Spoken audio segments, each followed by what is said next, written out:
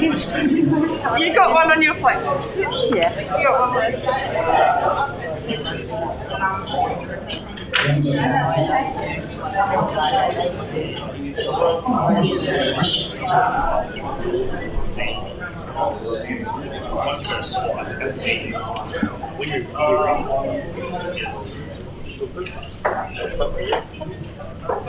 We're all good? We're good? Nice.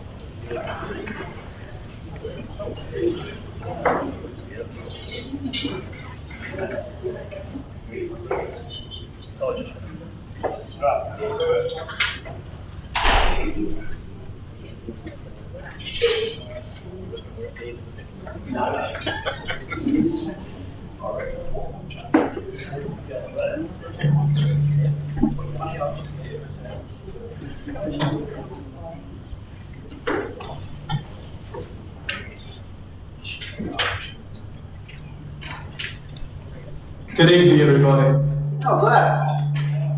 I think we can turn that down a wee bit. Probably can do without it, but there we go. I have to say. Just a little bit of housekeeping while we're looking around. In case of fire, follow me. I'll be the first one out the door, so you keep that safe. But our toilets are just to the back here.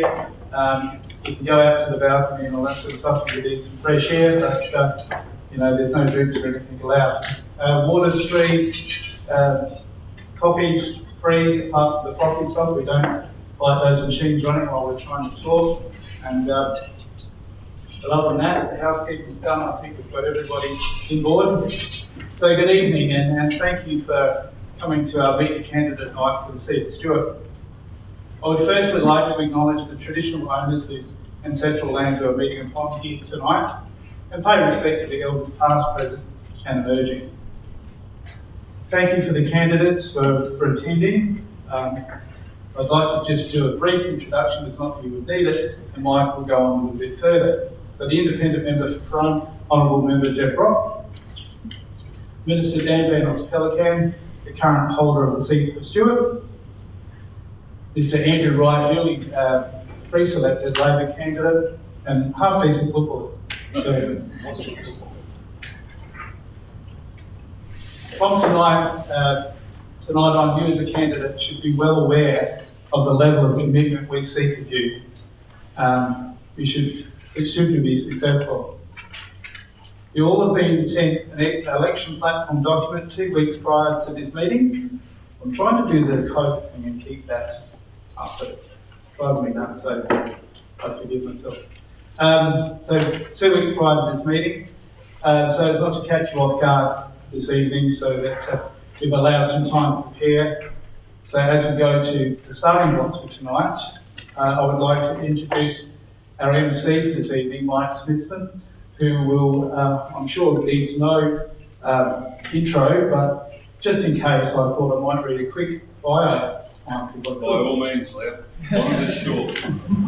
Mike is one of the most experienced reporters, presenters at the Seven Network. He has worked as a journalist and a newsreader for 41 years.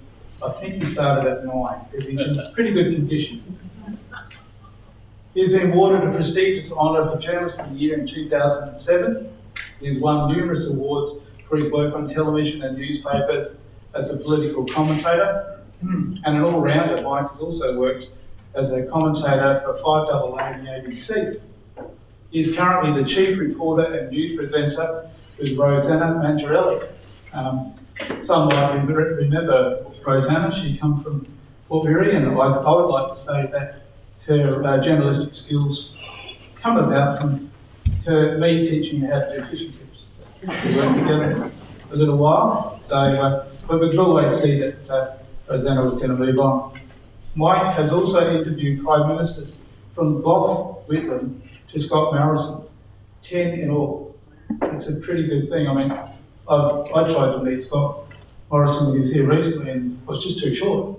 I nobody actually got to see me, but I think these achievements, there will be no doubt in our mind when we talked about doing an MC for this evening who it would be. So, ladies and gentlemen, please put your hands together for Mike Smithson and welcome him to the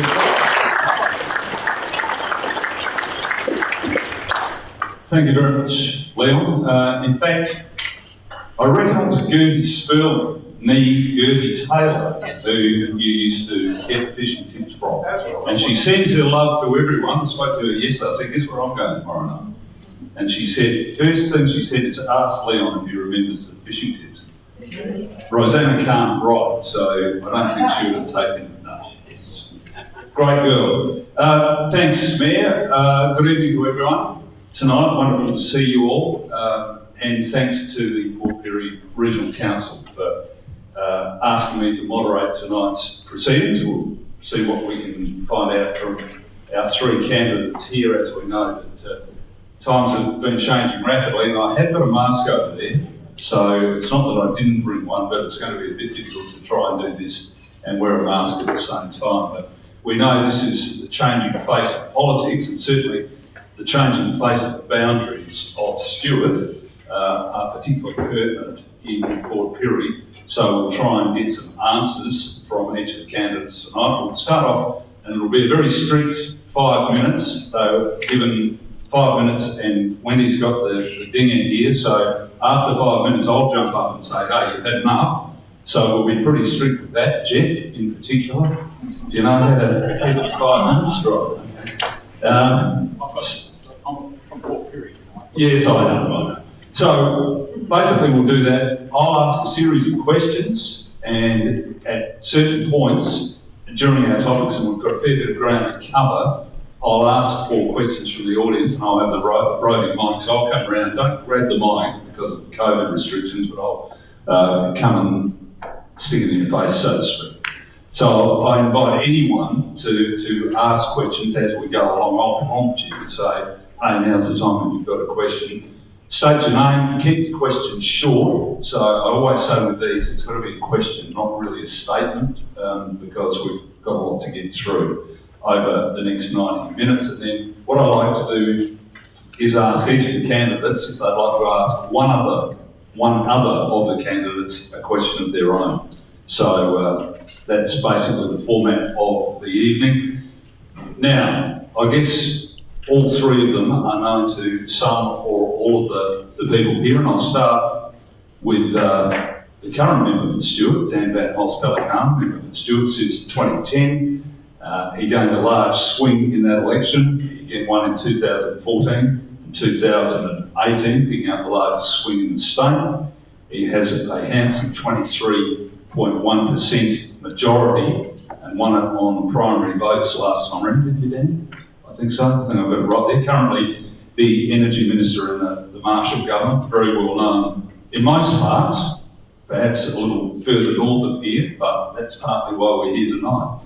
Jeff Brock, as you know, became an independent for Frome in 2009 in the by-election. Following the 2014 election, he was coerced, I think you could say, by Premier Weatherall, to join the Labor Cabinet as Regional Development and Local Government Minister, and as we know, he is now going to be running in the seat of Stuart and hoping to knock Dan firmly off his perch. So we'll see how it goes tonight. It might be the start of something. Who knows, Jeff, there might be momentum there. Andrew Wright is the Labor candidate for Stuart, ex-Army, ex-Crystal Brook Roosters player, I understand. Yeah, playing for the Roosters, top player. A law degree, practiced with a well-established law firm here in Port Pirie, lieutenant in the Royal Australian Navy, studying Masters in Military Law. So I think you can say Andrew's no dummy, whether it's on the footy field, in a court of law, or perhaps in the next election, but an uphill battle, obviously, being the Labor candidate for this election. So we'll start now. You'll have to share that microphone. There are wipes there if you want to wipe in between each one. Look, what we'll do, we'll go left to right. We'll start with Jeff, move on to Dan, and then to Andrew. As I said, 5 minutes. Give it your best shot. Thank you, gentlemen. Mike, do we need to raise this or not? You can take it out. That's okay? No, just hold it, Jeff, if you can. Hold it, Jeff. I didn't want to touch if you want. Is it on? Yep. Okay, thanks. Thanks very much. I think most people here know who I am. I'm a local here. I grew up at Wandera, did all my schooling in one classroom, 7 grades, 1 teacher, as a couple of people here know, at Wandera.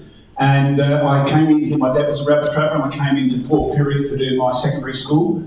Then worked, similar to what Dan is going to tell, I worked for BP Australia for a few years here in Port Pirie. Then went to Adelaide, did my sales and marketing, and got transferred to Port Augusta, where I was up there as the biggest territory in the world, and it's similar to what Dan has got currently at the moment. And then opportunity to operate a roadhouse up there, and similar to Dan also, he had roadhouses, but I had one. And then came back in '78 to Port Pirie with my late wife, and then worked 30 years in the smelters, where when I left school, it's a place I vowed and declared I would never work. But did 30 years there and enjoyed every moment of it.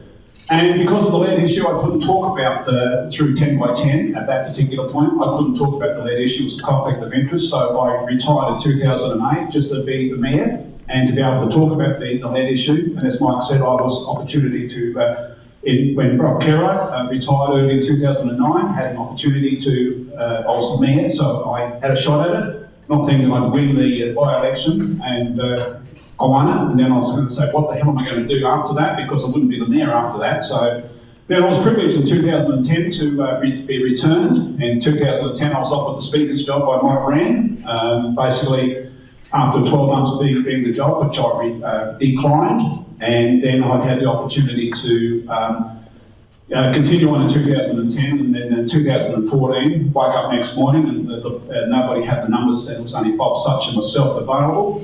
And unfortunately, Bob had a brain tumour, and then on that Saturday morning, I got a phone call to say that a certain person was coming up here, and both Bob and I had been negotiating with both Steve Marshall and also Jay Weatherall what we wanted in return for our support. And one of the top things that my consideration was the continuation and the transformation of the lead smelter in Port Pirie to where it is today. And without that commitment, I'm very, very confident the smelter wouldn't be here in Port Pirie currently at the moment. I've had a very, very privileged and enjoyable life, and basically at 20 years in local government, the last 6 years as the mayor. I came back to Port Pirie in '78, and I've been doing community work since '78 in various forms. And in 1989, as I say, I was elected as a councillor. And then had the opportunity to run for mayor once and lost by 100 votes. Stood up again for a period of time, and then in probably 6 years as the mayor, and I had the opportunity to be the mayor. Thoroughly enjoyed that. One of my philosophies is that you listen to people and you talk to people and you go out and you actually listen to them and go out to their homes as much as you can, and that's been my philosophy all the time. I don't want to do anything in my community or regional South Australia without the commitment and the endorsement and the agreements of our local government. And I've got 4 local councils under my control, not my control, under the jurisdiction currently at the moment. And I have regular meetings with them, and in Port Pirie in particular, I have the RDA, the local council and myself on a regular basis with other people like TAFE and other organisations, to make certain we're all going in the one direction, because if we don't go in one direction and be splintered, we're not going to be able to talk confidently to whoever is in government. Now, I'm very privileged. I've had a great life. I have a great commitment to the north of South Australia, the Upper Spencer Gulf in particular. And as I said, I've just been very, very privileged to be sitting here tonight. And I will say that on my left-hand side, Dan Downhouse Pelican is a friend of mine, and we are not going to have a nasty election, are we? Thank you. Oh, I feel something on my back. No, serious, but we're here, the 3 of us at the top table here are here for one reason only: the betterment of our communities and our region. We are here because we want to help each other. I'll speak for myself. We want to be here to help our community, our grandchildren and future generations. Now, I believe, and I will say this, I believe both parties have neglected South Australia, regional South Australia for many years, and here's an opportunity now for all of us to work together collaboratively and specifically for the Upper Spencer Gulf to achieve the greatest results that I know we can achieve. Thank you, Jeff. And that is the sound of the 5-minute warning. Dan Hospital. Thank you, Mike, and Mayor Leon Stevens, thank you to you and the councillors who are here and your council for the proactive approach you've taken with regard to putting your agenda for the next election firmly on the record. I think that's a very responsible way to go, and I think it's a good opportunity for the three of us to start to address those issues. I'd also like to start by saying that, of course, the Port Pirie Regional Council is not only Port Pirie, there are other parts of the council as well. Crystal Nelshonby, Nackerby, Wandera, Mura, etc.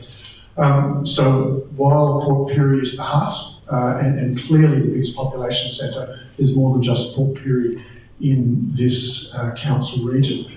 And interestingly, the current electorate of Stuart wraps around the north, the east and the south of this electorate.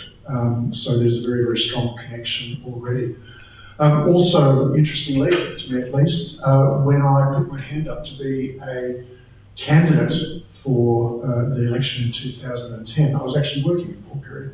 I live in Wilmington, great place to service Port Augusta, great place to service Port Pirie, great place to service the rest of the electorate of Stuart. But I worked in Pirie for 3 years, so while it doesn't make me a local, it certainly gives me a very, very good, strong connection. As Jeff said, also we've been friends for a long time. We are not going to get on the wrong side of each other personally. We're going to ask people to make their choice on who they think will be the best next member for Stuart based on merit. And I certainly accept the things you said, Mike, about Andrew, who I've just met tonight, but clearly has a lot of capacity as well. So that's fantastic that you have a good choice. I put to everybody that the Marshall Liberal government is going to be re-elected. And I put to everybody that having a local member of that government in cabinet would be good for this area, would be very, very good for this area. We've achieved a lot in the last 3.5 years. There's more to achieve in the next 6 months before the election. You might say that I'm biased, and yes, fair enough, I am biased, but I do believe that our government will be re-elected, and I certainly would like to serve this area as a local member of parliament after that election. Mike was very kind talking about the margin in Stuart, and everything he said is quite true. Going to the 2010 election, of course, back then the margin was 0.4%, and that's been built up steadily over time, over 3 successive elections, been built up because the people of the current electorate of Stuart, I believe, have been satisfied, been comfortable supporting the person returning. I certainly hope that the people in the new part of Stuart, with the new boundaries, will feel exactly the same way and be willing to give me an opportunity to represent them. As it stands on the current boundaries, if every single booth, the ones that are currently in Frome coming into Stuart and the ones that are currently in Stuart staying in Stuart, if everybody voted the same way next time as they did last time, Jeff would win by 3%, I would lose by 3%, and that's not discounting the fact that there's another very, very capable person running for Labor as well. But it is officially, from my perspective, a minus 3% seat at the moment, and that's okay with me. I think if you get a 50-50 start in any contest, you can't complain. So I stand here before you, willing to answer all of your questions, willing to talk about the topics, willing to take this evening wherever it goes. And again, Leon, thank you to you and your council for putting tonight together. Thank you very much, Minister. Andrew. Hi, everyone. I'm the new kid on the block, so I am, I guess, very unfamiliar to a lot of you. Leon, thank you for your kind words in respect to my capacity as a footballer. However, I must say that my capacity and capability as a footballer in the field was nothing short of average. I was terrible at kicking. I couldn't handball. And I remember when I came out to Crystal Brook in 2005, we had we had a game, a trial game out at Cadena, and they said, you know, you look like a big enough kind of guy, and you can, you know, hold yourself okay, we'll put you at full forward. And played up forward and kicked 0 goals, 10. So for the rest of my football career, of which I think was another 12 or so years, I was fullback, and indeed played a game, a very memorable game, my favourite game at Crystal Brook at home, and managed to win a flag there. So that is, yeah, look, I just thought I'd set that straight, Leon, but thank you for trying. I'm rubbish. But I am a new kid on the block, and technically speaking, there's 2 new kids on the block. But nonetheless, I'll give you a 3-minute rendition of who I am, or less, and that is I was born in Glasgow in Scotland. I moved out here with my parents to Salisbury and did my schooling in South Oz. Joined the army when I was 17 years of age as a non-commissioned officer. We used to be called, I think, baggy arse back then if you're a non-commissioned officer. So my job was in artillery. I was the forward observer. They were kind enough to put me in a half-decent position, and we used to essentially cover grid coordinates for the F-18s and F-111s and artillery and mortar fire. So that was my job for until I was 22. Left the army at 22, and then went back to high school. Did my year 12 as a mature age 22-year-old, and then went to university, got my law degree, and decided that employment law was my thing. I was always from the country. I wanted to move back to the country, and that's when I met Paul Boylan, and that was my, I suppose, connection with Port Pirie. Came back here, and for about 4 years, I did various types of law, but quite specifically, it was in relation to employment law, there was some criminal law, there was some personal injury law. And just on that point, I know there's 1.5 minutes to go, I am not an advocate in Parliament in respect to what these good people do here to my right, but what I have been advocating for the past 17 years in this area, in and around this area, is the people of Port Pirie and surrounds. My job, though, has been in the courts. I do my own advocacy. It's the reason that I am not here in Port Pirie, unfortunately. A lot of the courts that I have to attend and appear before judges, full benches, etc., are in the city.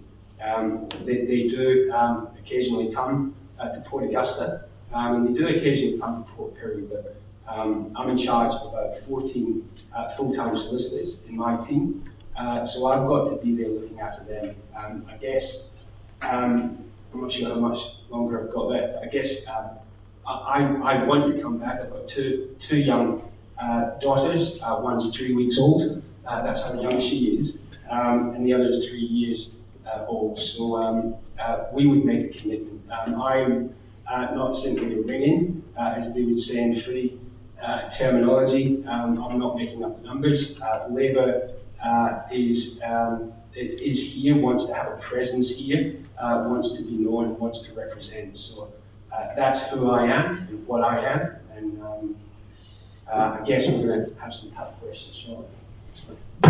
Thank you very much, Andrew. At least you got 10 kicks in your first game. Unfortunately, none of them were goals. Gentlemen, look, what we'll start with, the platform document that Council has spent a lot of time and energy, and I suspect money and effort going into. Jeff, we'll start with you. We'll just quickly work around and look, I may interrupt you just if I feel there's any waffling, not from Jeff, but from anyone, and keep the session moving. You've read the document, presumably. Do you give Council 10 out of 10? And how committed are you to it? Well, I'll give the Council and the Mayor Leon more than 10 out of 10. because, and as Dan indicated, it's great that the council themselves and councils themselves around the whole region should be doing exactly the same as what the Pirie Regional Council are doing, putting a list of commitments out there to all the candidates. I've said to Leon, I'll give you a backing for just about for all of them in there. My only concern was, I said to Leon, if there are other candidates coming in, we've got 3 at the moment, so Dan, we've got 33 and a third % chance each, all right? But if there's other candidates in, I would certainly ask that the mayor and reconvene everybody together so that everybody has an opportunity to speak as a group closer to the election. But certainly there's a wide range of activities here, range from TMAC to work opportunities to roads and works and things like that. So yes, 100% to Leon and his team for bringing us to the forum here tonight, and looking forward to what my colleagues on the left-hand side have got to contribute. All right, if you'd like to pass the microphone to Dan. You say you're committed to Port Pirie, but you live at Wilmington and you probably spend more time in Port Augusta by virtue of where your elected base is. If Port Augusta put out the same document, what would be more important for Port Pirie or for half the town of Port Augusta that will still be in Stuart? Well, it's not a matter of one or the other. The current electorate of Stuart is from Oodnadatta to Inaminka. Used to have part of the Riverland in it, Mike. Kapunda, Udunda, Robertstown, Burra, Truro, a very, very wide range of the countryside in our electorate at the moment. Representing a large country electorate is not about saying, oh, I'll pick one community over another. It's actually about getting to know the communities, understanding the different communities of interest, and actually providing what each of them needs. But Dan, you're convinced that the Marshall government will be re-elected, and I'm presuming you're thinking a fair chance of being re-elected yourself, in which case I suspect you'll still be in cabinet and you'll probably be energy minister. You might be treasurer for all I know. Okay, that's all right. That was sort of if he just gone like that a little bit, I would have said, oh, really? But you could be in a very powerful position, and the good people here who are influential in this town want to know whether you're going to adopt and embrace the plan that council's put out and work with council to achieve some, if not all, of those objectives. Well, the answer is yes. But if the question is, will I say tonight that I will make sure that if I'm elected, our government's re-elected, that we will do every single thing that the council has asked? Well, no. Am I committed to working to that? Yes. But I say again, Mike, it's not about one or the other. The things that Upper Spencer Gulf cities want are actually the same. A lot of them are very complementary. Throughout this term of government, one of the initiatives that I've taken on is regular meetings with the Premier, myself, the mayors of the 3 Upper Spencer Gulf cities and the chief executives of the 3 Upper Spencer Gulf city councils and the relevant ministers. So last Thursday, for example, we had the mayors and the CEOs, the Premier, the Deputy Premier, the Treasurer and myself to engage with these people. Now, it wasn't about picking, oh, well, we'll just look after one town or the other town. It is perfectly natural to be able to look after and do the very best you can for the whole community, all of the different communities. It's not as simple as saying, yes, Port Pirie will get everything it wants and Port Augusta will get everything it wants. Nobody in the room would believe me if I said that anyway. But there is a way, a responsible way, of representing all of the communities from the smallest to the largest in a very positive sense. Is it daunting when you come down here and you've got to win over people in these parts? You've already won over people in Port Augusta because you've got a very strong majority there. Is it daunting to you that people here think, oh, whatever he says tonight, we take it with a grain of salt because we've already got a member who's an independent who's been here for 2 terms, just go with the devil we know? Well, I'd like to think that people are not just taking everything I say with a grain of salt and flip it out and don't listen. I don't think that's the case, Mike. Is it daunting? Well, anybody who's not really focused, really serious, really concentrated going to an election is a fool.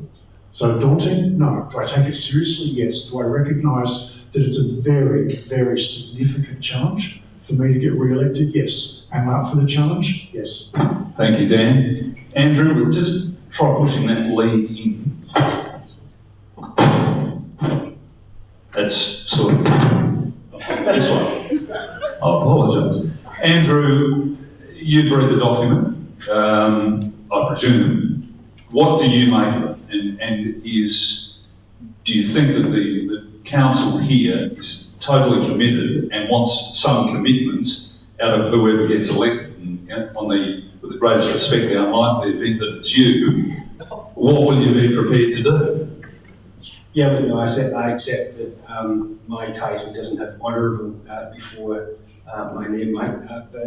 Yeah, look, I've read the document. I was impressed. I was very impressed by what Leon and his team, I presume, put together. I went through the document and I went through it in as much detail as I could without having that honourable name before my name. So what I did was rally the shadow ministry, if you will, and on each of the points, I either sat down face to face with a shadow minister of the Labour Party and said, explain what your take on this is, or at least provide me with some information so that I'm not going to look like a fool tonight to come here and then have some substance.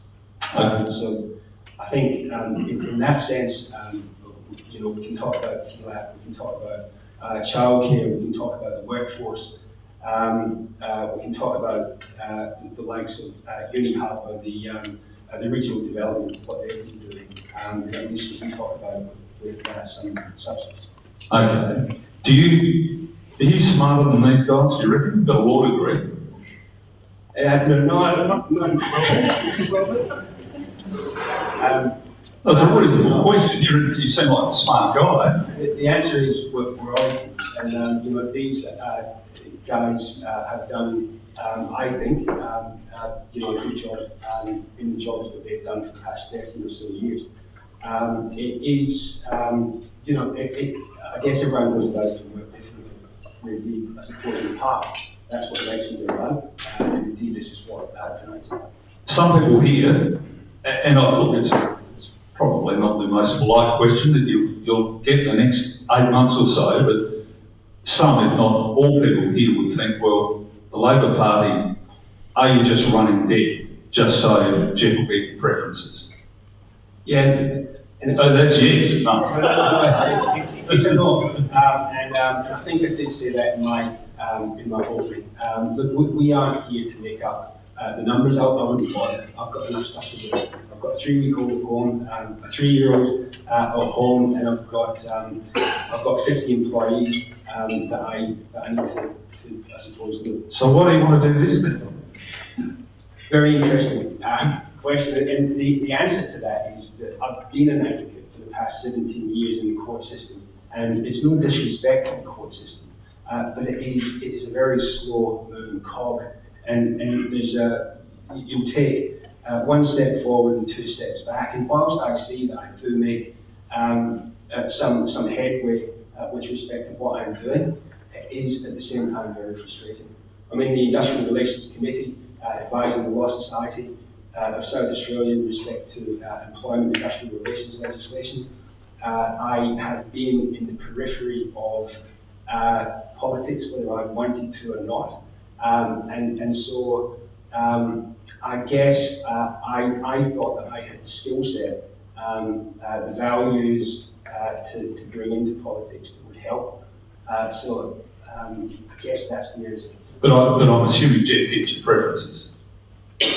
I know that's not your decision, that's head office's decision, but that would be a logical conclusion. Yeah, but that isn't something that I discussed with, when I was in Parliament for the whole day on Wednesday, and just passed them left, right and centre with emails and phone calls, and they're probably sick of me, ready to throw me out. But that was one of the questions I didn't ask. Okay. No, and I wouldn't expect that you would come here and divulge that secret information. But Jeff, you've shown in the past.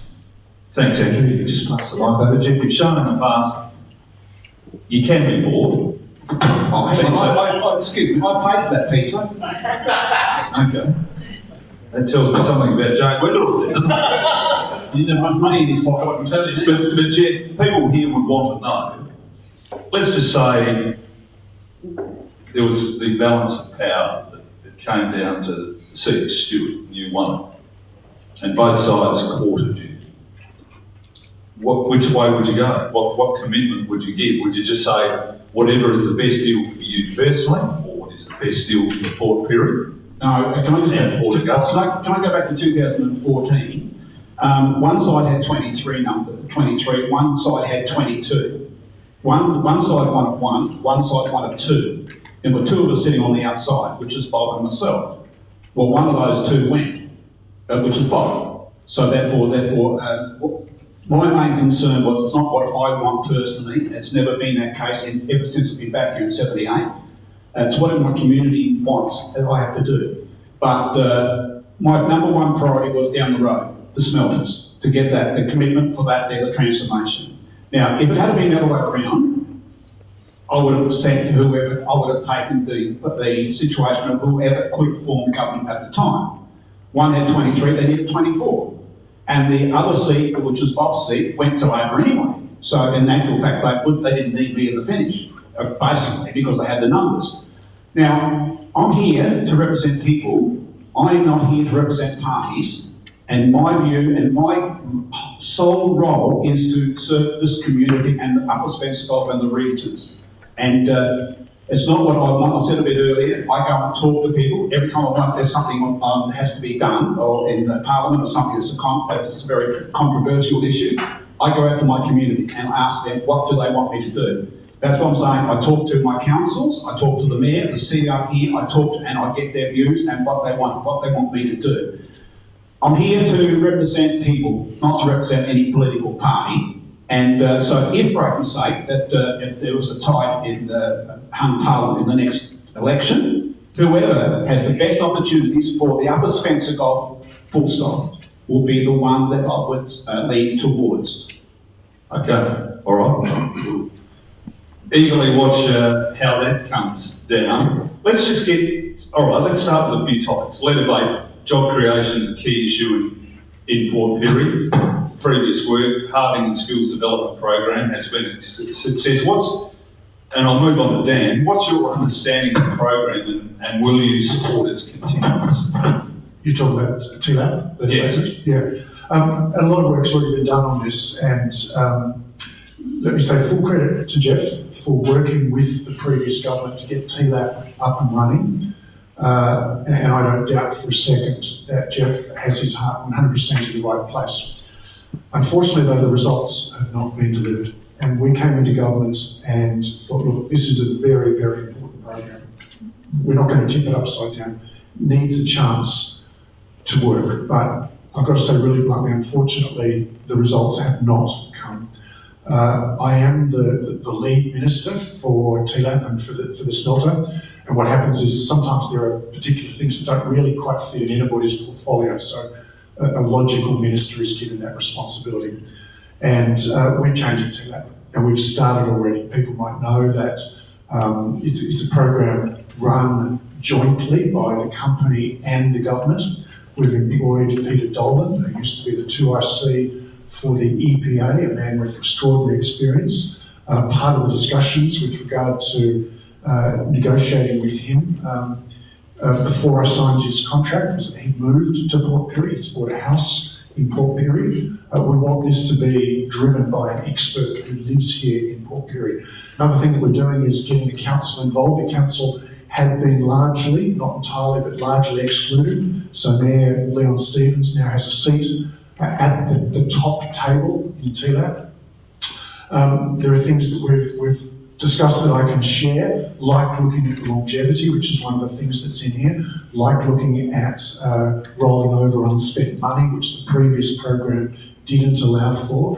There are some things that we've got planned which I can't share with you tonight, but do look forward to doing very soon. But let me just say, I take, from the government's perspective, I take personal responsibility for this program. The results have not been good enough. Too many kids have too much lead in their blood in Port Pirie. It's unacceptable. The company takes great responsibility for this as well. The company is doing very, very good work. And between the company and the government, we're determined to make this work. What's been achieved so far has been an improvement in certainly in some ways, but not nearly good enough. But this, the results need to be better. They will be better. Dan, this has been during Jeff's time as the sitting member here. Is that, Jeff, you might like to grab the microphone. Do you take exception to anything Dan has said there, that it is not, it's not good enough? No, it's not. Look, it's not good enough. And look, since 1984, if people can go back, John Cornwall, I think it was the minister, and Bill Jones at the time had a confrontation at the shopping centre about lead. We've had lead here. We've had a lead smelt here for 132 years, I think it is, and we've had that the EHC, Environmental Health Centre, going all that since that time there.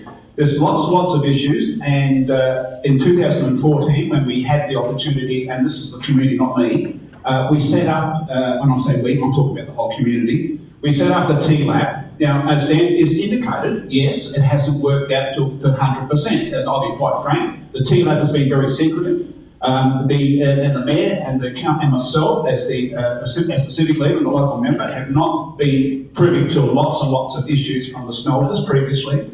The last 2 years there's been a lot of change, and probably about 3 years ago they were supposed to have a review of that 10-year program.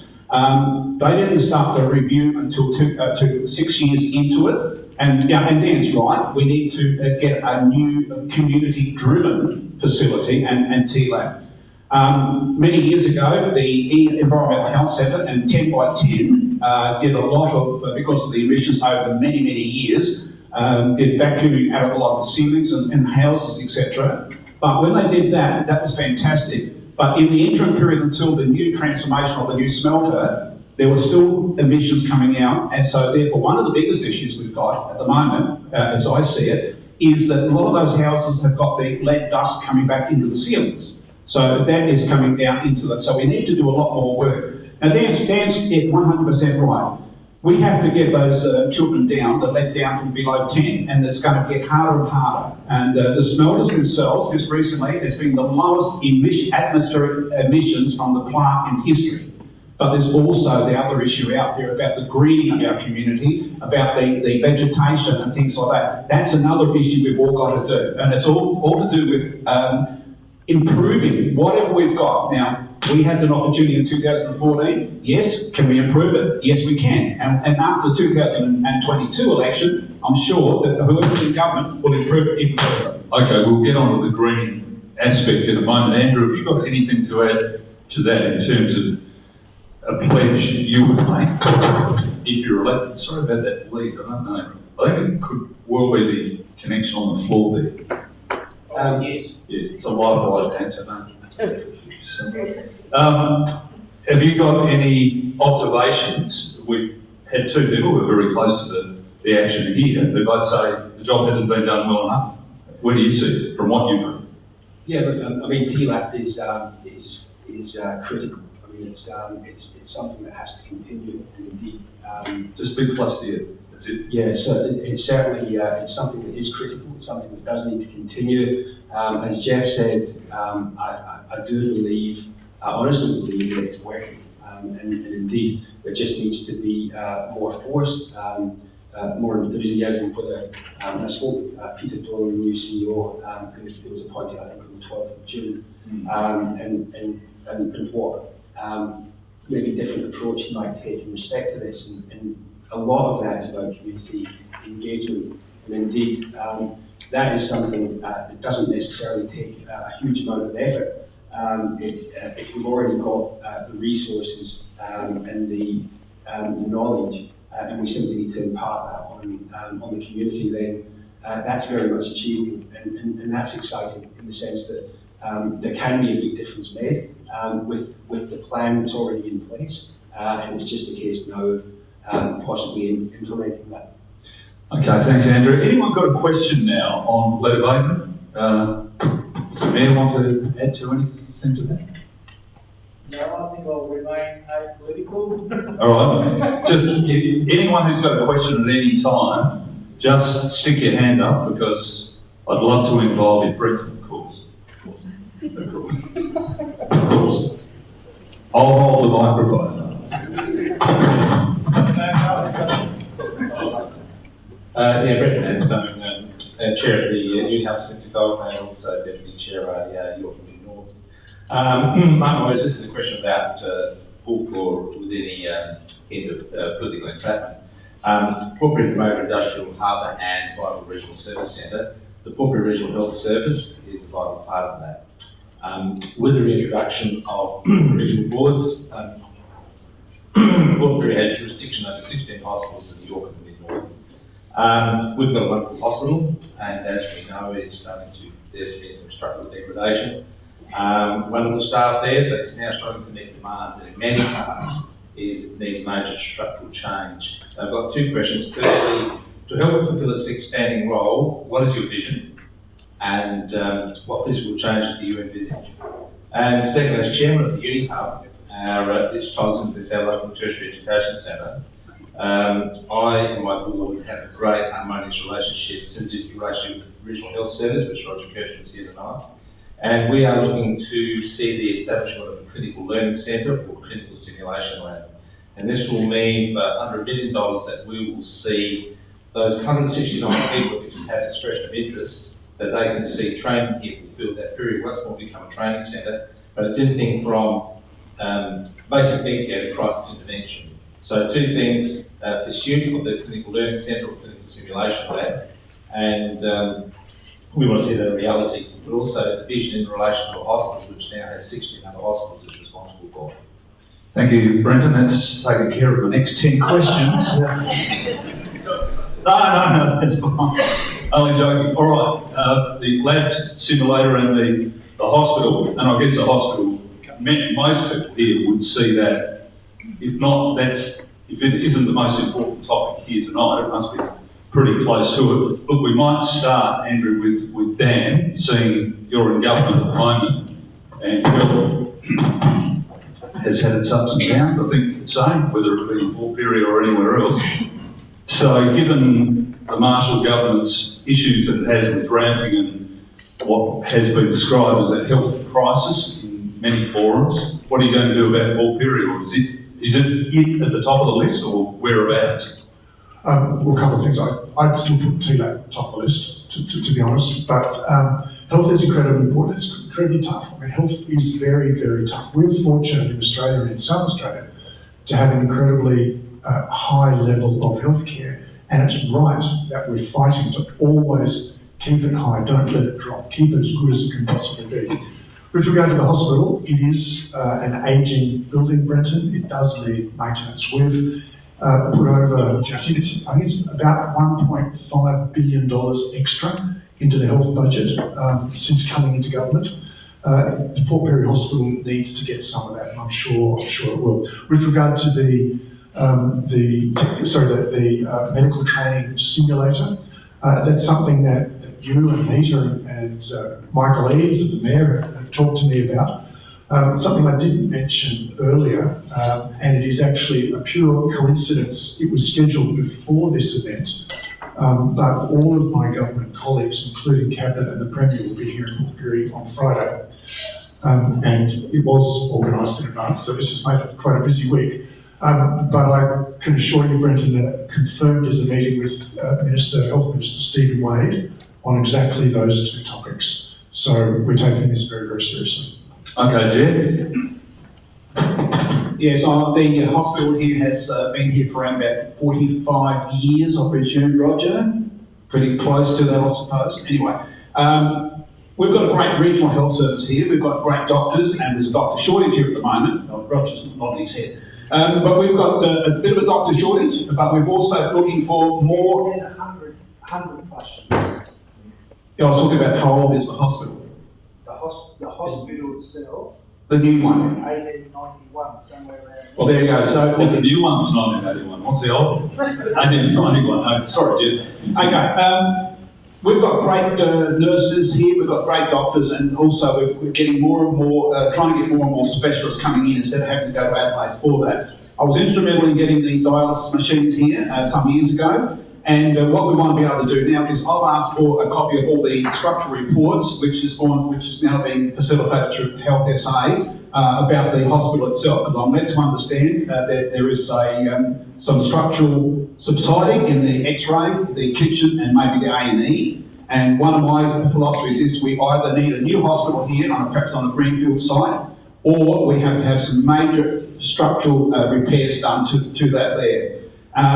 As for the clinical nursing simulator, I know that Anita and Brandon have been talking to me for a long time, and they have sent documentation. I know they've been talking to Dan, and they've sent some information down to, I think, David Pisoni, and I think, is it Stephen Wade, Anita? Or I know you've put some stuff down to both ministers. Anyone to listen. Yeah, exactly right. But anyway, there's stuff down there, and that wants to go on top of the existing hospital. It's around about 980,000, but that would be able to employ or train nurses here like we used to be many, many years ago. It's not only for the nursing facility, but it's also for the aged care facilities here, and also towards NDIS. But certainly, it is very high on my priority, and I've been talking to Mayor for this for the last couple of years about the issue of the hospital and looking at the opportunities there. And I was in the media just recently saying that I'm looking, once I get those reports from the for the structural integrity of the hospital itself, I'll be then writing a letter to the Minister, and that'll be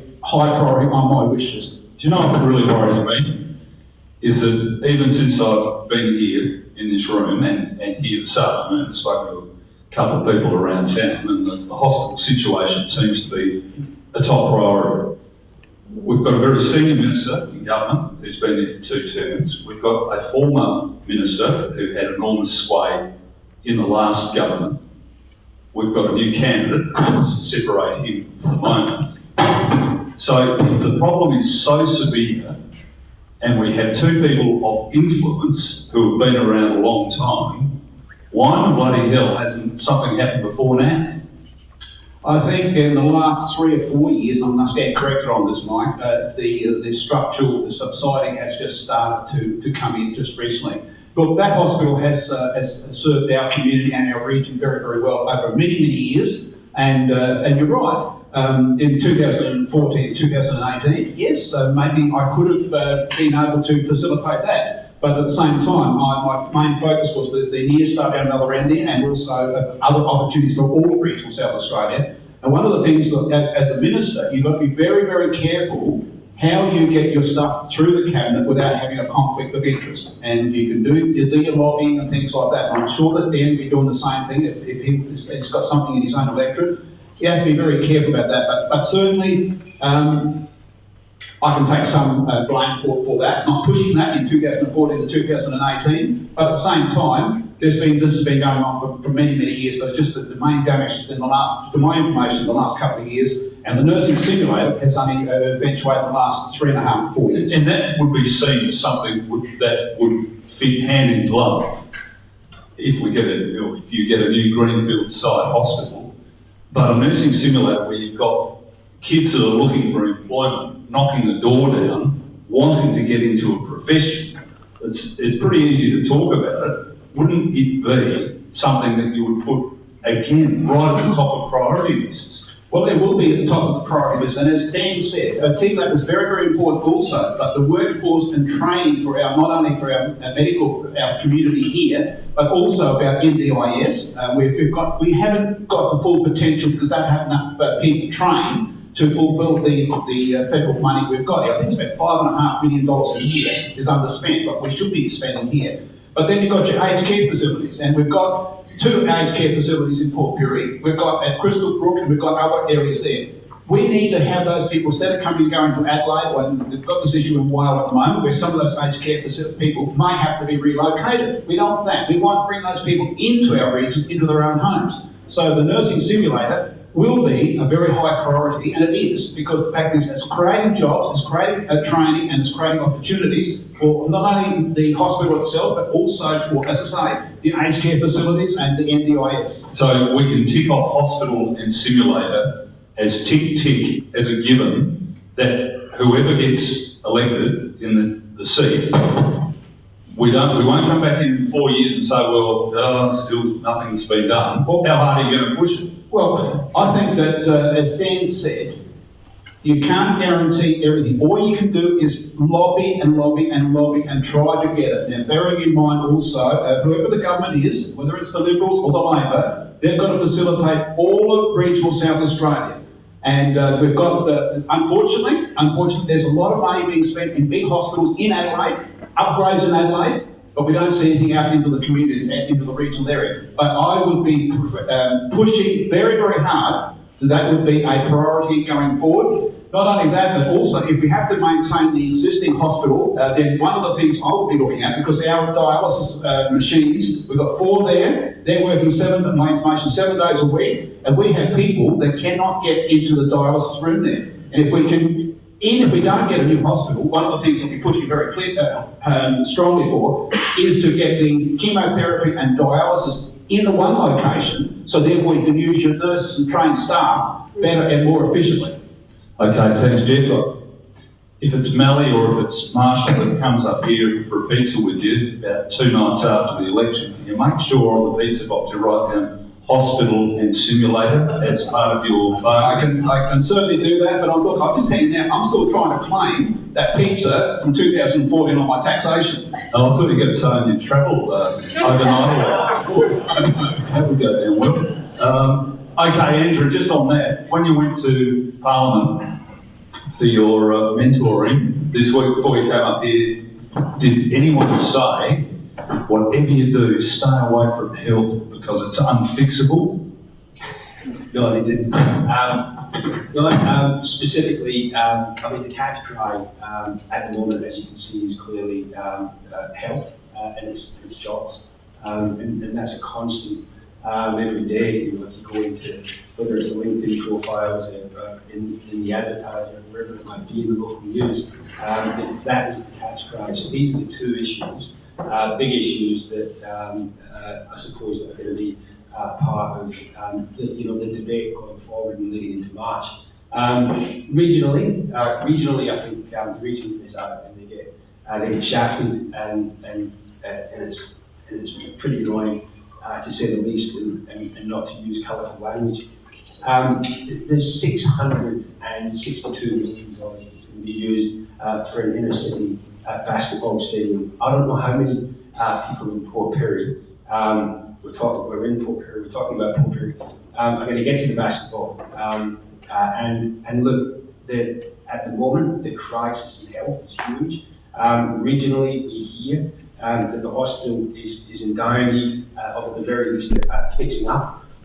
So use the money in regional health, and certainly Peter Malinauskas has come out and said, well, we will give, and I'm not able to say how that might look, except there's various other regions that might want this money, but as opposed to the basketball stadium, what the Labour Party government would do is allocate $100 million to regional health.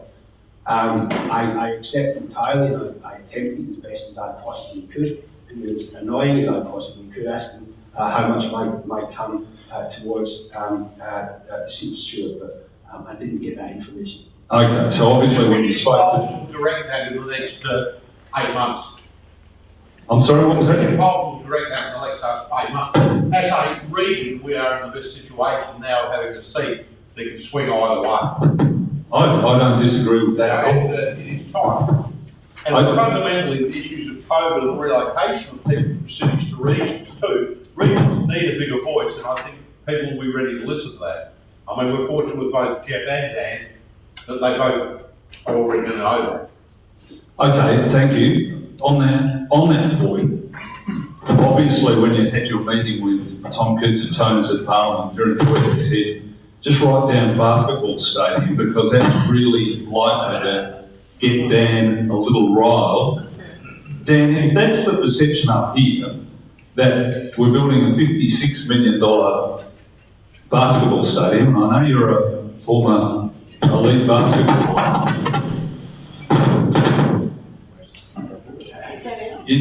I think it is. You take that one, I'll take that one. Being an former elite basketballer, Is it a basketball stadium? You know, people up here clearly not too thrilled with the notion that so much money is being spent in the city for so few. All right, well, thanks, Mike.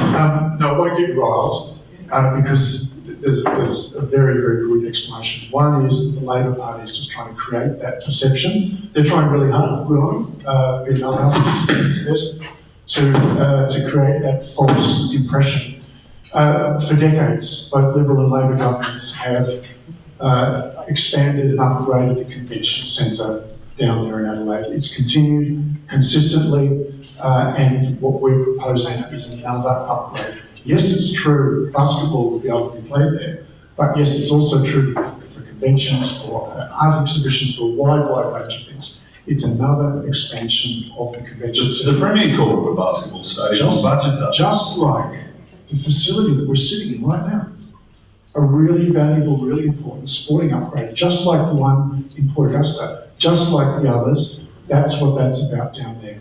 Now, interestingly, and no disrespect to Andrew, but feel differently about some of his colleagues perhaps, it's very easy to say, oh, well, we'll take all this money and we'll fix the health budget.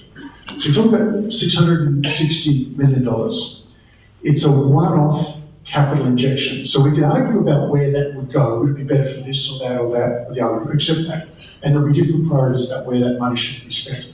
It's a one-off capital injection, investment into infrastructure that will make money. That investment will make money for our state through the use of the convention centre. Compared to a $7.3 billion health budget every year and growing every year.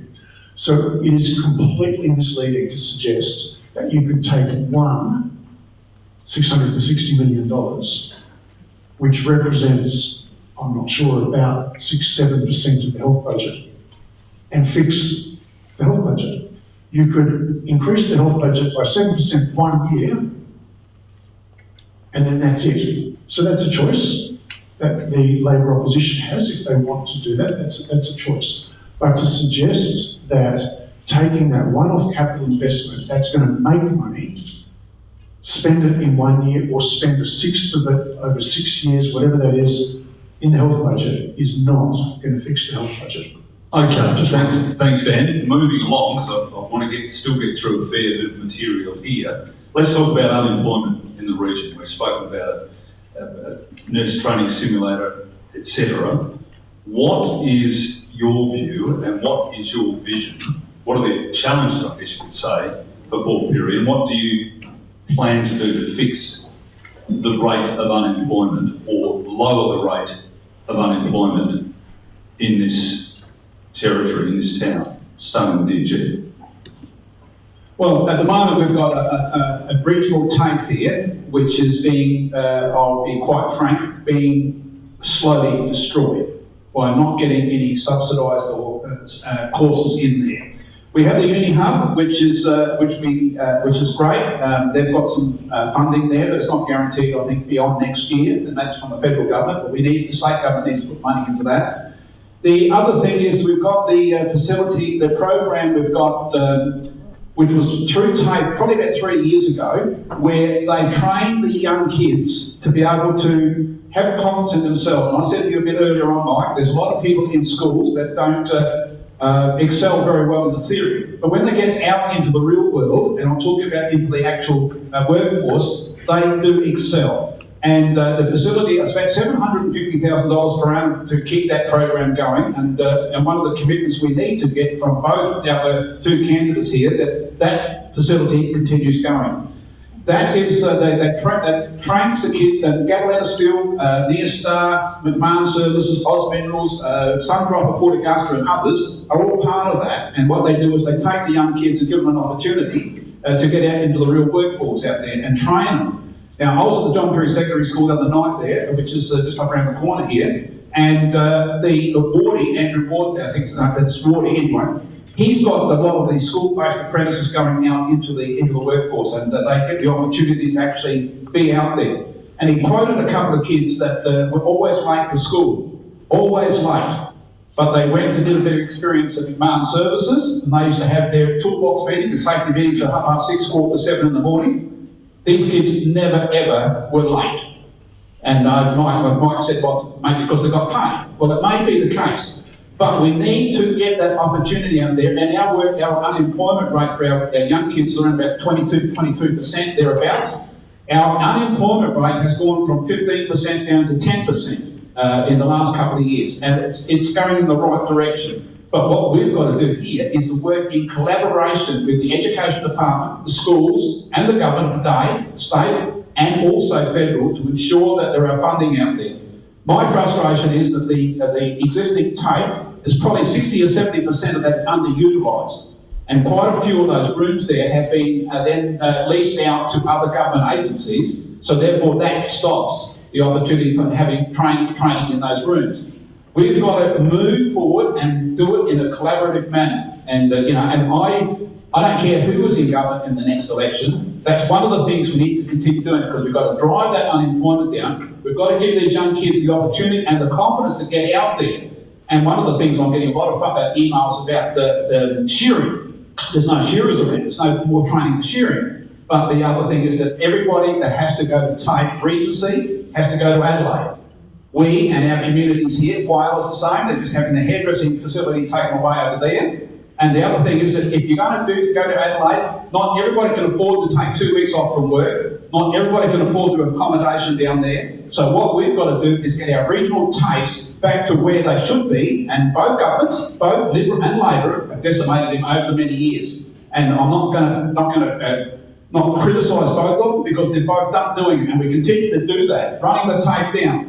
We've got great high schools here. We've got Bidmore Christian College, which has got the aviation facility there. St Mark's has got the agricultural training facilities. John Pirie's got not only the cooking and things like that, but we've also got the Uni Hub, which now is at about 100 or 200 enrolments there, I think it is, Anita, I'm not too sure. But that saves kids having to go to Adelaide, go to uni. It's a cost factor for us in the country.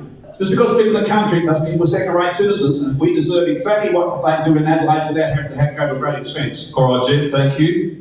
Dan, I'm a little gobsmacked to hear that TAFE is so heavily underutilised here. Is that your government's fault, or is it when Jeff was a minister in a Labor government? I'm not blaming Jeff for this. I don't think he had the influence on that at all. He's regional development minister, or sort of right up there. So you can encourage me to, but I'm not going to blame him for it. The challenges with TAFE have been coming for many, many years. Okay, TAFE, with no disrespect to the people who are running it statewide, was not operating as well as it could. One of the biggest issues was lowering enrolments. That's been a real challenge too. We've got fantastic facilities up at Spencer Golf and Roxby and Cooper B, absolutely fantastic TAFE facilities, but they were, over the previous 16 years, underutilised entirely. So the program which Minister John Gardner, and to a certain extent David Pisoni as well, are putting in place is making those facilities available for TAFE and private operators. So the Libs have done a good job with TAFE. You think you've repaired the damage, or you've trimmed the fat? Well, Mike, you love putting words in people's mouths. So you can say no, or yes. No. The job's not finished yet. Yes, we're doing a good job, but it's not done yet, right? 3.5 years in, after 16 years, yes, we're doing a good job, but it's not finished yet. So what we're doing is making sure that the courses that TAFE is well set up to teach, to lead, to run, TAFE does, but making it available for private RTOs to also use those facilities as well, trying to get that mix right. Okay, on that point then, do you think especially youth unemployment in Port Pirie, does it seem not too bad compared to Port Augusta perhaps? No, look, I wouldn't say that. Youth unemployment is a challenge, even down there in Adelaide as well. Youth unemployment is a challenge. But interestingly, you can sort of try and break things up into easy pieces sometimes, but sometimes it doesn't quite work. Right now, we've got higher than we should have unemployment. But we've got exactly the same time. Plenty of people who want to come here and work, but they can't because of housing. That's my next question. So a lot of this, and it's not an accident that the council has wrapped a few of these topics up together. There's no shortage of jobs to be filled. There's no shortage of people who want to come into our region to work, and simultaneously we've got too many people unemployed. So it's about actually getting the mix right. And one of the things that the Upper Spencer Gulf Cities has raised with us for a while, and in fact others in the room have raised as well, is how do we get the offerings that are available, which are really good, really quality stuff, how do we get them to actually integrate properly in our region? So apprenticeships and traineeships, they're on the way up. There are more young people taking up apprenticeships and traineeships in the last few years than there were previously, but it's not translating quickly enough into people being employed. So how do we address housing? How do we address leading air? And the reason I mention that right now is very much about perceptions, unfair perceptions about Port Pirie, so that there's a job that somebody could come in, even if there was a house, etc.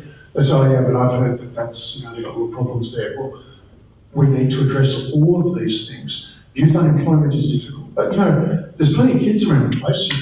You sort of want to compare Port Augusta and Port Pirie. It's true in both. It's true in Jamestown and Kapunda. It's true in Oodnadatta. You can't get a kid to turn up to school at 9 o'clock, but that same kid is very likely to turn up at 7 o'clock for work experience. It's got to be something that the young person, the student, wants to do.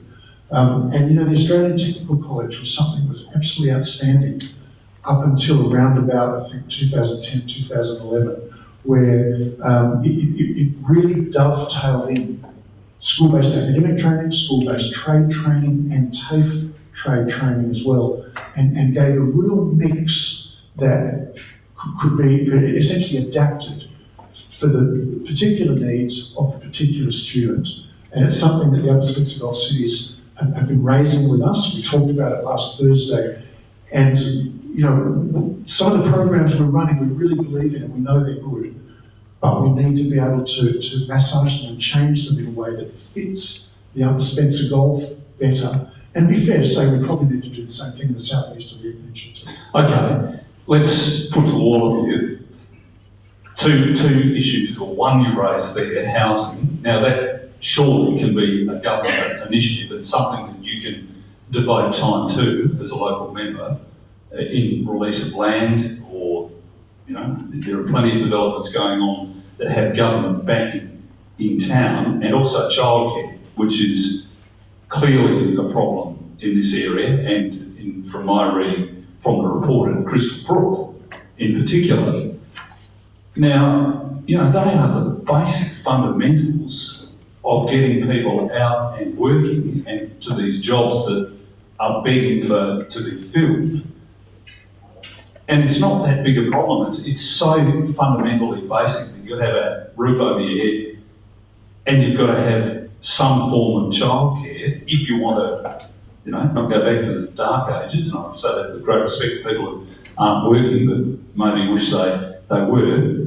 I might start with Andrew, just in the Crystal Brook childcare problems, if you're aware of that.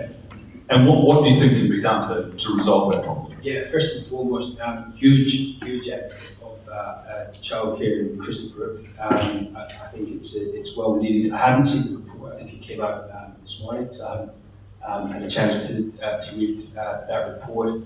But yeah, I guess I accept what Dan said in the sense that all these are linked in one way or another. You might want to decrease unemployment, but you can't if you want the childcare, and it's not fair to think that you can. You might be able to alleviate, let's say, an element of youth unemployment, but all of these are intrinsically linked, so you've got to sort everything out. You need to sort the housing out. The health needs to be sorted on the basis that you can attract people to the region. We can always talk about retention, and that's well and good, but we need the facilities, in particular health, in particular housing and childcare. These basic things. Is that government's role? Is that the government's role to facilitate expenditure and get the wheels in motion with either housing and childcare? Absolutely. I mean, it's a government issue. I mean, you look at unemployment here, we've got over 12%. But yeah, you look back at the city centre type period, and it's around 6 or 7%. So yeah, there's an imbalance, and that imbalance, if the government is not accountable, then what on earth are we doing? So that there has to be measures put in place, and advocating for these basic things. Okay, thank you, Andrew. Just get back to Jeff maybe on that one. So you would support, and you've been in local government yourself for many years. You've seen what is clearly a housing shortage here. Have you had a rethink, because you've been the local member and not much has been done? No, it's well, look, it's a category of the whole lot. Local government have got the opportunity to rezone a lot of areas here. We've got lots of land here, but a lot of that land is low-lying, which is going to incur very high cost to have pumping and things like the retention of water and getting it away, especially sewer and things like that. But one of the things that frustrates me, and it's happened, I lived in a trust home years ago, and that was many trust homes were here. And both governments have sold that over many years, have sold and disposed of lots of those housing trust homes to NGOs, and asked those NGOs. There's lots of more people coming into our regions that have domestic violence and have to be relocated through government agencies into our regional areas, and Pirie in particular, because we've got everything here. We've got our hospitals, education, they're all close, everything's here, everything's pretty cheap.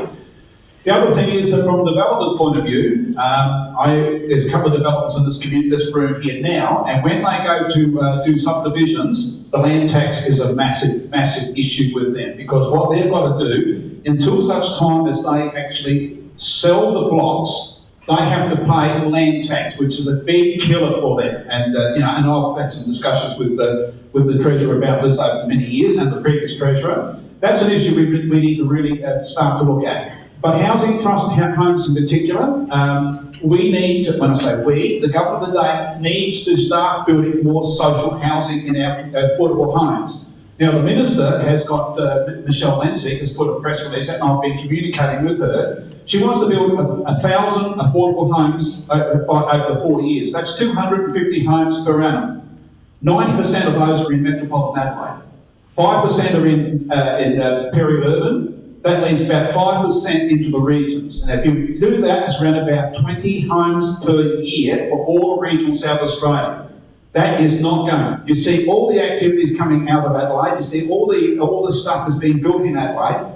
Now, both parties need to start to be looking at the big picture.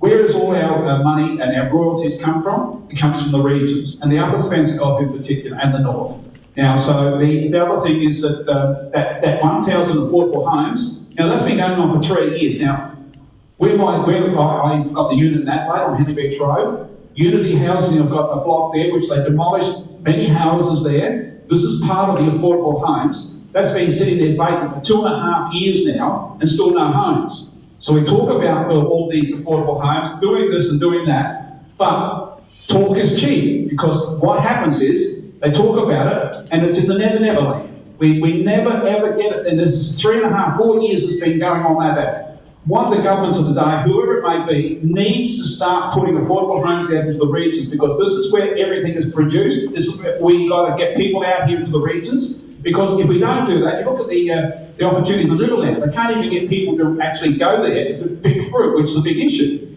Now, the other thing is that we've got renewable energy projects in the Upper Spencer Gulf. Oodles of renewable energy projects with battery storage. And we've got one at Crystal Brook, one at Bungarman, and also Robertstown and Georgetown. They're going to bring in 400 or 500 workers at a time. Where do they go? We've got a big issue. We've got all this activity, and Dan indicated, we've got lots and lots of opportunities in the regions, but the issue is we can't get the people, we've got to get them here. How do they get here? Where do they reside? So both parties need to really have a real look at regional South Australia, and I'll just concentrate on the Upper Spencer Gulf. We need to have a real master plan looking at 5 or 10 years down the track. but not, we need to start this activity now, and both sides, and I'm being very critical, both sides have talked about these things, but nothing is eventuating in the regions. Okay, well, you're talking to the Energy Minister, and he's the one who's brought in all the solar projects and the battery storage and everything else that you're talking about. Have you dropped the ball with housing? No, not at all. And I guess I didn't expect the previous Regional Development Minister to say that over all these years nothing's happened in regional development. I'd also just say that it would be an easy mistake to mix up social housing with employment. Social housing is incredibly important, but we're not going to attract new people to fill jobs in the region through housing SA type properties. Now, there will be some overlap, but they are very much different things. So where do the other houses come from? Normally private developers, as it happens in Adelaide. So what the key government opportunity there is land release. And as Jeff said quite accurately, working with council is something we're very happy with. It's actually land release. The government builds public housing, typically for low income. But it's land tax. Is that a sticking point? Well, interestingly, and nobody wants to pay tax, right? So I'm not going to get involved in that. But land tax gets the owner of vacant land to use it or sell it. You imagine if it was free to keep, the chance of it being developed would be significantly diminished. Dan, that does sound a little like political spin, I'd have to say. Well, no, I'll tell you a problem with it. I think land tax is about putting money in government coffers, and plenty of it. Let me give you an example that is directly relevant, much smaller. In outback towns all over South Australia, in the outside of council areas, so not in councils, in outback community authority area, people hold blocks of land for decades and decades. Now, they're entitled to do that, nothing wrong with that. But the local communities want the people who own those blocks of land for decades and decades, who typically live in Adelaide or interstate, they want them to develop them. They want them to sell them to somebody who will develop them if they're not going to do it themselves. It's not why you have land tax, but it would be a real mistake to think that if you reduce the cost of holding a vacant block of land, that would speed up the time in which it's developed. That would be a mistake to think that. All right, thanks, Dan. Now, questions? Do I see anyone? No, you probably all starting to look at your watches a bit. Yes, Councillor. Hang on. No, that's right. The microphone's magically been fixed.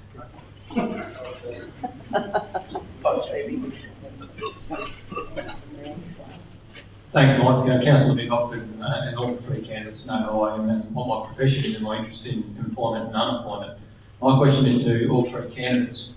If you're elected to Parliament, what will you do to ensure that the government you are working with will continue to, if not increase, the spending for the development of public infrastructure within this region? And what will you do to encourage private investment in our local regions to ensure that not only do we maintain employment, but we also increase the opportunities for not just kids, but all people of all ilks to get a job? Thank you. Starting with Dan, you've got the microphone. We'll start with you. Thanks, Nick. You actually hit on a key issue. We're already working on that with the local council and with the others in the Upper Spencer Gulf. I don't see that as a Port Pirie only issue. There are things that we can do in Pirie, Port Augusta and Whyalla that hit exactly that. And as I mentioned before, Mick, TLAP is first and foremost about lead in kids' blood, but it has a really, really important flow on to investment attraction. So one of the parts of your question was what will we do to attract investment in infrastructure into the area? Well, that's already started. That's already happening in many ways. We've got this extraordinary renewable energy opportunity, and I'd say good credit to the previous Labor government for their policies showing how good we can be at making electricity from sun and wind. It came with some unintended consequences. Our job, which we're doing, is to prove that it can be affordable, that it can be reliable, that it's not just about when it's sunny and when it's windy that we can use it. So we're working on things in addition to the actual generating infrastructure and the storage infrastructure and the transmission, lines that you know about. We're working on things like trying to get the Upper Spencer Gulf to be a technical hub of worldwide significance. And people, you talk about Silicon Valley and things like that. It is not too big a stretch to think that with the reputation we've got already, the Upper Spencer Gulf can be actually a worldwide focus, not only for the building of these things, but the proving how to develop them, how to manage them, and how to actually make them work. We also have another opportunity with regard to rejuvenating manufacturing in the Upper Spencer Gulf based on renewable energy. We are right now, so this calendar year, Mick, just over 60% renewable energy generation in South Australia. The independent analysis shows that by 2025 will be 78%. And the reason I mention that is producers, manufacturers are clambering to sell their products based on responsible production. So if a manufacturer has found it really difficult for the obvious reasons of trying to transport and export, big, heavy, lumpy things like even cars, for example, that you can't scratch either and that sort of stuff, we've got the opportunity, if a manufacturer just took their power out of the grid, did nothing else smart on their premises, just took it out of the grid, in less than 4 years' time, 78% clean renewable energy into that. That's a massive, massive marketing opportunity, which we can use here in the Upper Spencer Gulf. So I could talk for a while, but there are two strong suggestions about investment attraction. Okay, Jeff, and we'll make these answers pretty quick, only because we might have time for one more question, then we've got to wrap up. Look, Dan's right. The previous government started the renewable energy projects, but one of the things that the current government have done is continued with that. But Dan's always been a great advocate of renewable energy, and Dan knows I've always been. But we need to have the battery storage now. Facilitating going forward, all renewable energy projects has to have battery storage. And Dan's correct. If we can get the Upper Spencer Gulf, it can be a powerhouse again, but we need to harness all of that renewable energy, whether it's pump hydro, solar, thermal, whatever it may be. We've got all that opportunity up here. But we need to get the infrastructure also to be able to get that stuff here, and housing is one of the issues. Now, the other thing is that it's always been on my mind is that we've got an abattoirs proposed on the Gladstone Road. One of the issues there is that he needs to do some road egresses, etc. And I know that the Mayor has been, and we've been talking about this for some time, and I know the Mayor has been talking to the relevant government agencies down Adelaide to try and get that in conjunction with the Joyville Bridge and also the Port Wakefield overpass. Now, the other thing is the duplication of the highway from Port Wakefield to Port Augusta. We've got to get that started, and the government have started doing that by up to Nantawarra, and then just recently in the last budget there's some more funds in to go from Nantawarra to Lock Hill, but also from Crystal Brook to Port Pirie. There's another $10 million down, I think it's $10 million for a design to be put in there to design the duplication of the highway from Crystal Brook to Port Pirie. If we're going to have all this activity up here, and Dan's right, we have the opportunity to have all this clean, green, renewable energy. That's what everybody wants, with the extra storage. And it would be silly, and I've said this in Parliament, it would be silly for manufacturing not to consider seriously about relocating to the Upper Spencer Gulf, the opportunities up here. But at the same time, we need the housing. We need the water, and I know that the Neostar and the council have been working. They've got a RO plant at the smelters, and I'm asking them what's going to cost another module to be able to get some more, because there's water coming out, 100 megalitres coming out for council to use on the greening. But then we as a community need to do more greening, we need to make it more attractive, and all the infrastructure. But certainly, look, I know Dan's, he's done a good job with that, and I think he needs to be congratulated because nothing's going forward with renewable energy without battery. But we have a great opportunity now, and no matter who it is, I'm going to commit myself to working with whoever it may be. Okay, thanks, Jeff. Now, one question from each of you. You can pick which one you want to ask it to. Only from time point of view, Andrew, that we've got to wrap up. Would you like to throw a question to either of the others? I'll let them do the members of Parliament. I'm happy for them. Can't think of a question? You go through it if you want. Okay, question for Jeff.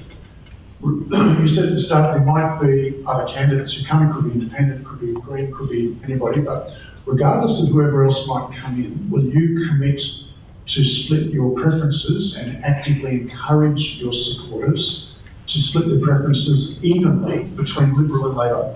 So if there was another independent you preferred higher on the list, no problem, but between Liberal and Labor, will you commit to split your preferences evenly?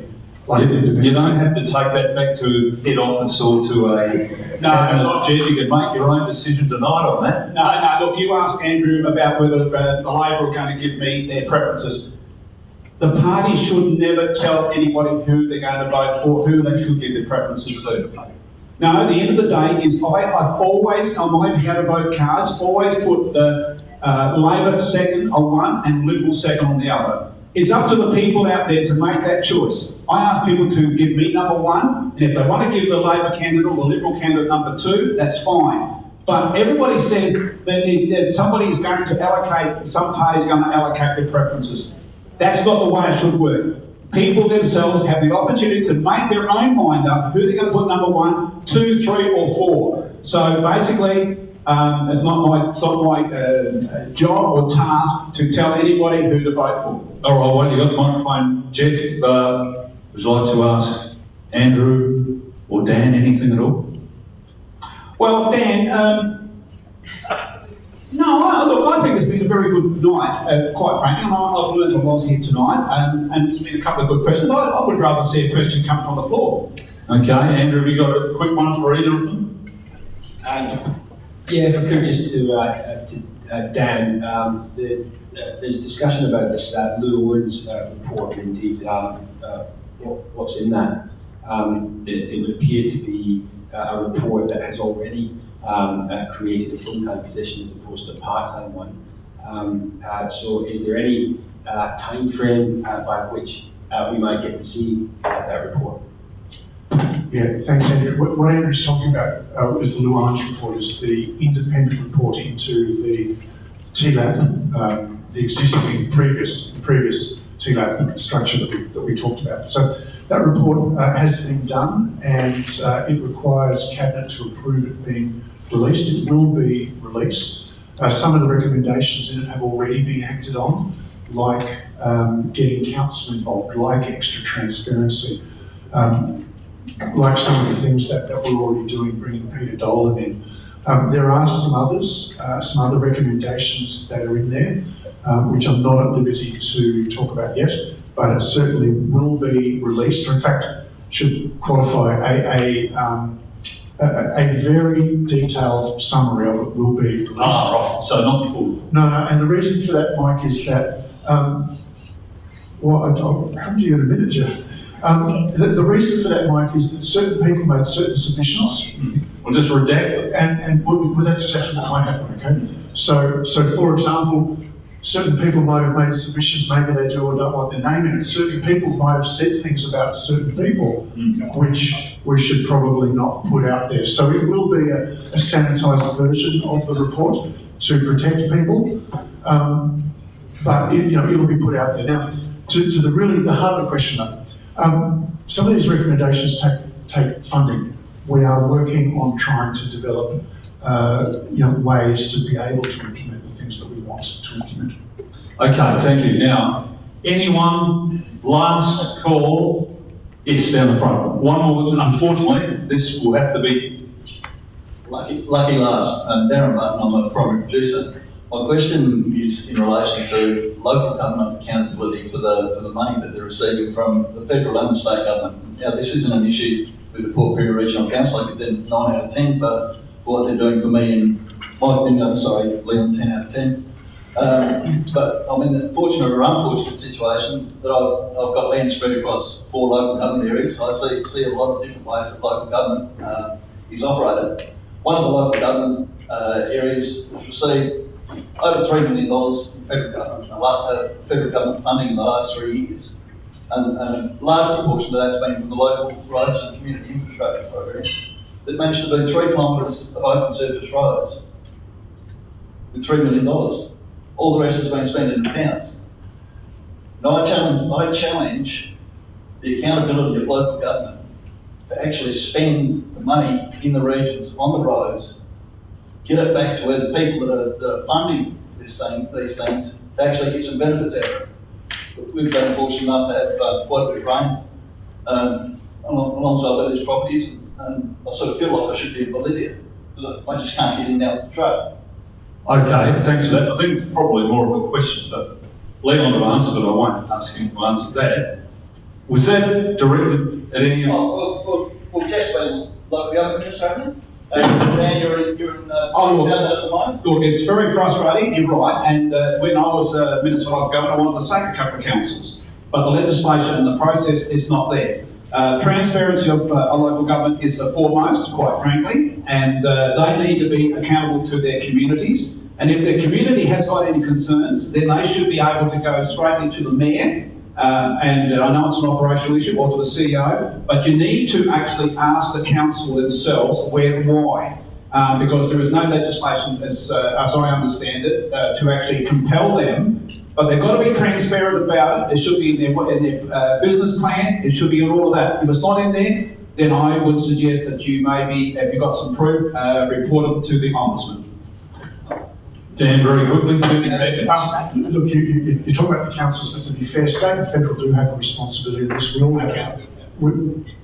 do have acquittal processes. So when you hand over other people's money, taxpayers' money, to an organisation, whether it's a sporting club or whether it's local government or whoever, there is an acquittal process. So I suppose first the blame is with the organisation that doesn't spend the money properly, but state and federal government does have a responsibility. So maybe there's a tidying up of that acquittal process, or perhaps a more thorough implementation of that acquittal process that needs to be done to be sure that the money's spent the way it was intended to be spent. All right, thank you very much, Dan. Ladies and gentlemen, before Leon comes back to grab the microphone, a big round of applause for our three candidates tonight. And Dan holds calm, and may the best person win. And if there are any more candidates, I wish them luck as well. Thank you very much, everyone. I'll hand back to Leon.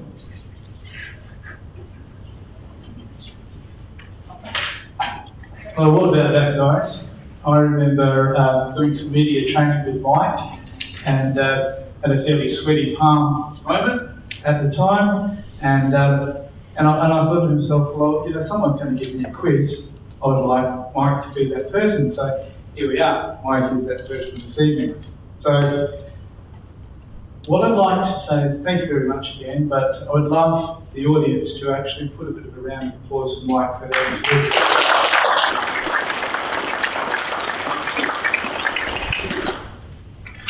The candidates, it's not an easy situation going through for what you're about to embark on by March next year, and I think you've all handled yourself very, very well. I did write a little note though, and I was just thinking, Andrea, if you lived at Salisbury and you come from Scotland, you don't know Jimmy Barnes, eh? Yeah. You do? Well, you know.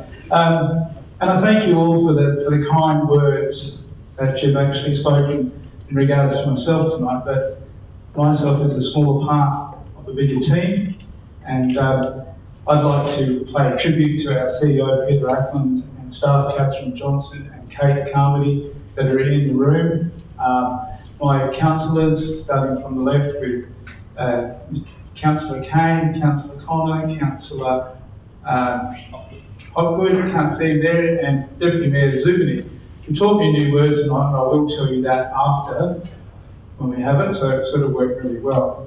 But, and our magnificent Wendy Campana, who is a driving force with what we do at the Pirie Regional Council and Upper Spencer Gulf Cities. And thank you all for attending, and you know, as it comes, guys, this is probably a high-powered room with the movers and shakers in our community. There'll be lots of questions that they'll probably ask you after we break, so please take some time to just talk to them. I'm pretty sure from this moment forward, you know that the Pirie Regional Council is serious about a new direction. We're serious about the fact of shaking off some of the labels we've had in the past. We're serious about building a new community, jobs, hospitals, education, and green sort of theme all the way through. So I'd imagine you all take away from here something special tonight, understanding that we're here to be reckoned with, and I wish you all the best, every one of you. And I guess going forward, if you're capable of assisting us in your new role past March, we'd love to be working with you. So go well, and thank you very much for coming this evening. And all of you that have travelled a little bit, thank you so much, and thank you for the business people that have come out this evening. And I see a lot of very, very busy people in the room, and I'm sure that you've got something out of it. But feel free to grab the candidates and get a few questions in. So again, thank you. That concludes this evening.